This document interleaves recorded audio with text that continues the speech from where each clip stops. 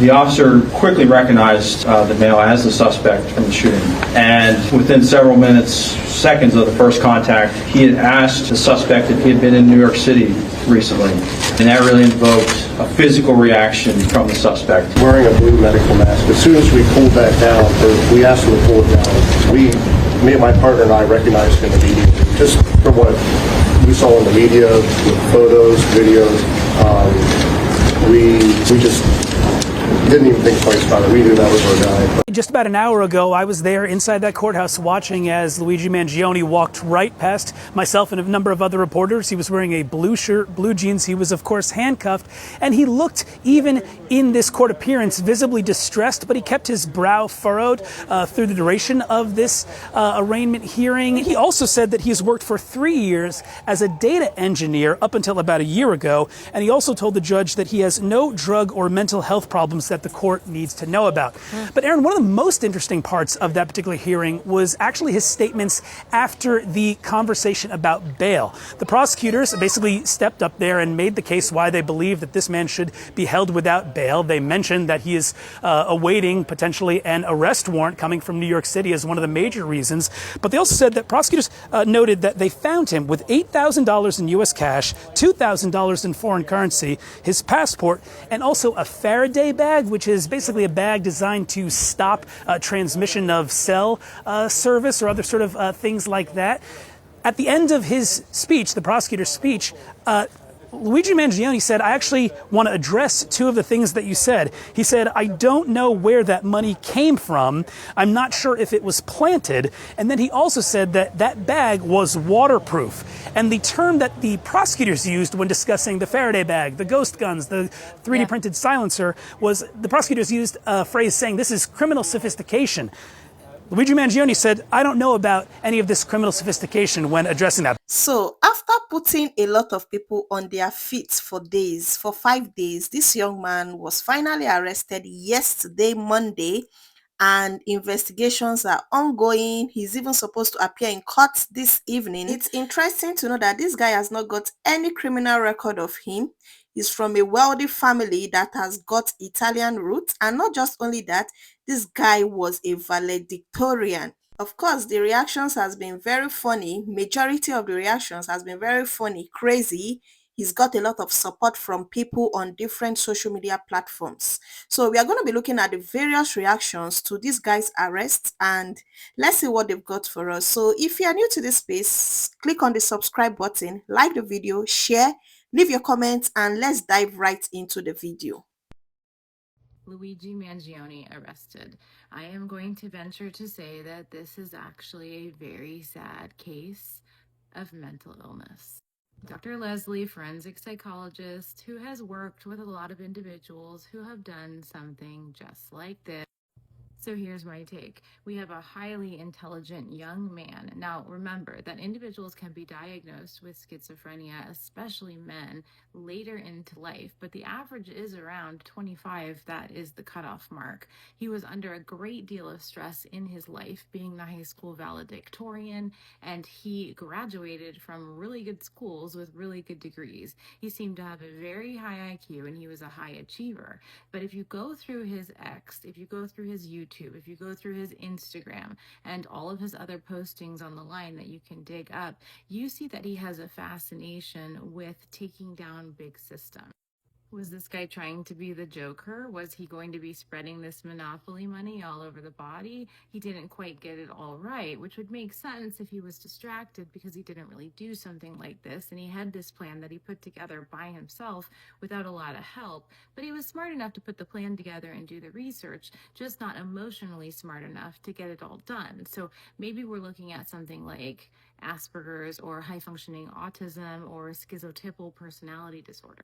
His YouTube had a countdown, and it said that if you're seeing this, I'm already arrested. And then he had videos loaded for every day of the week, which have been taken down, and I'm sure will be observed by the government agencies.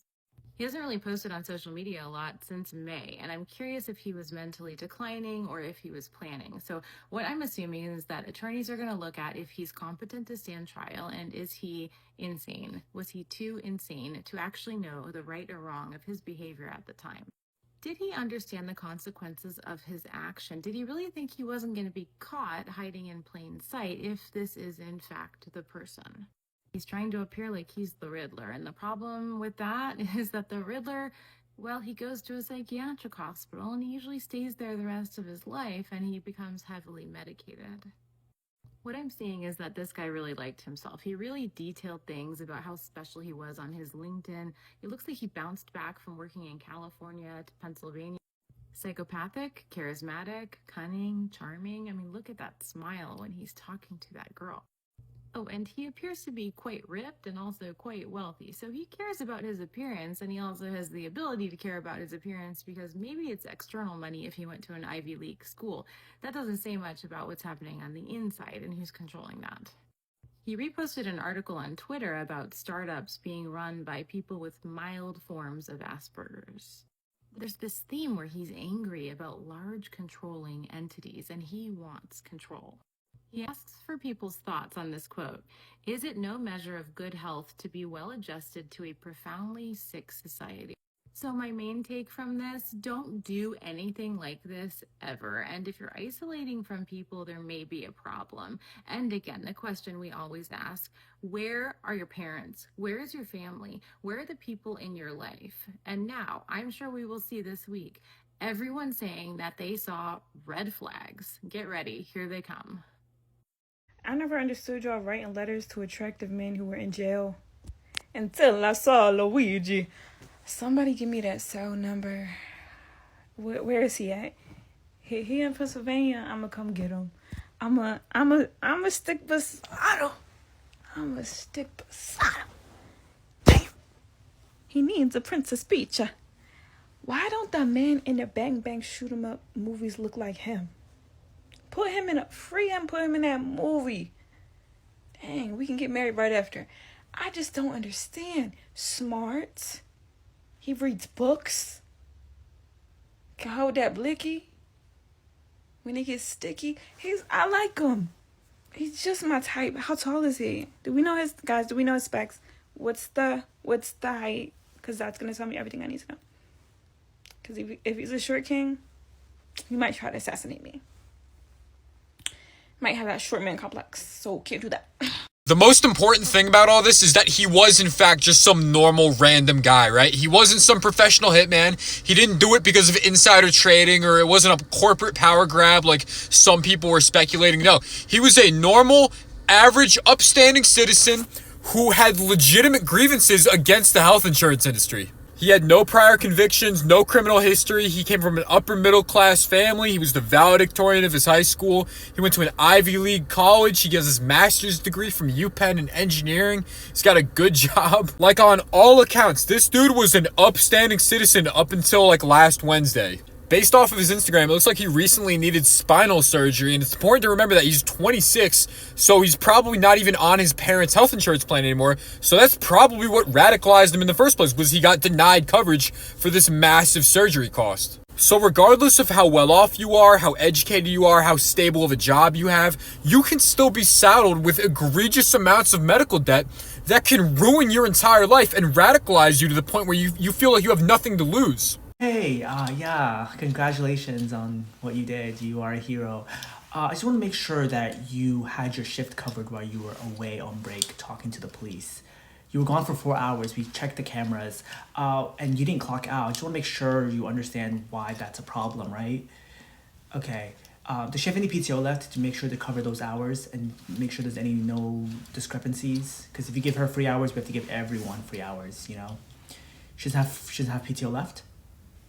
Okay, can you write her up and make sure that you write in there using company pay and company phone, making personal phone calls?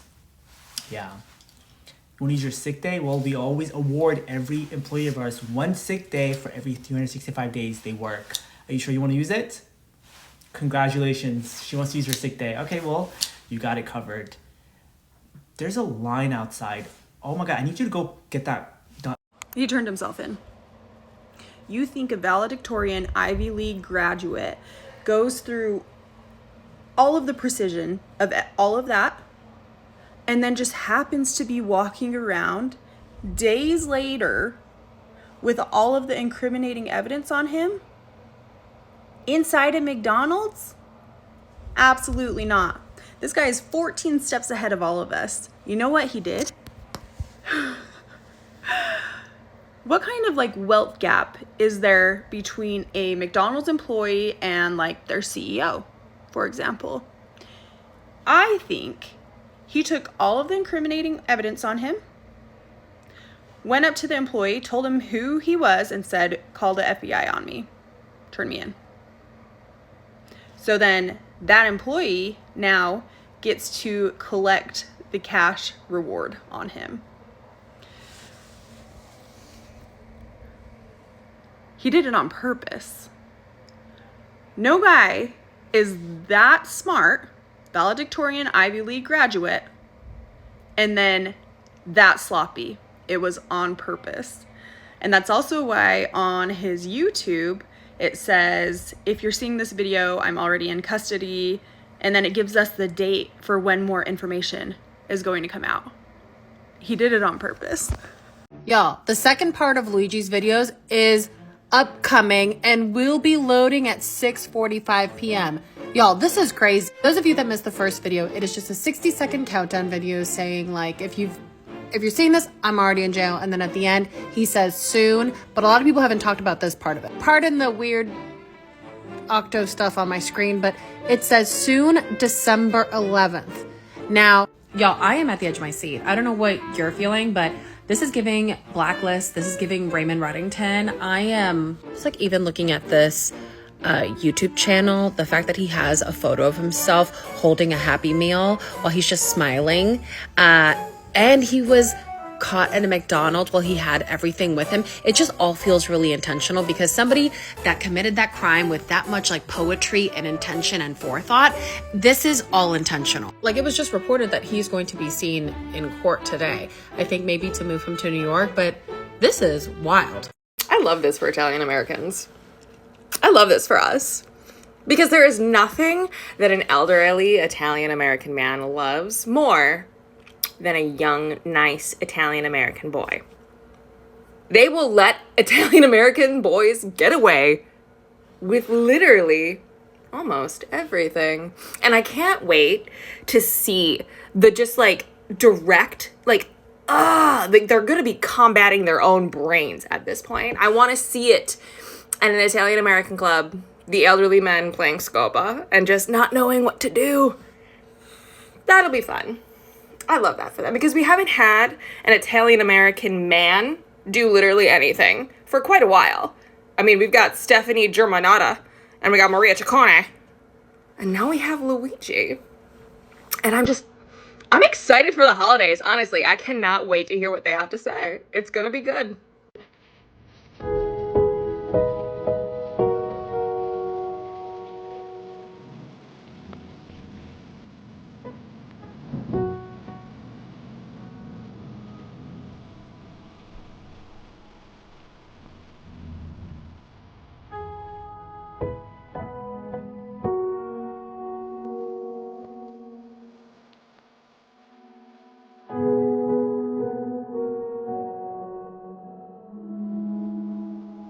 Wow, it's so sad that this guy had to do something like this. I wouldn't know what really made him to do this, looking at the kind of family he comes from.